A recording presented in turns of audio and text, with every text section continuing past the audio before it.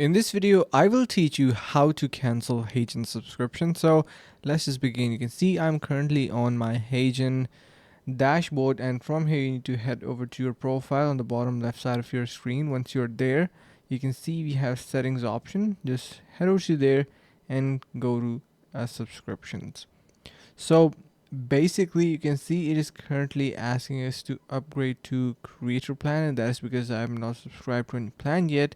So how do you actually cancel your subscription? Is basically once you purchase any of these plans, you will get an option to cancel that particular plan in the same exact spot.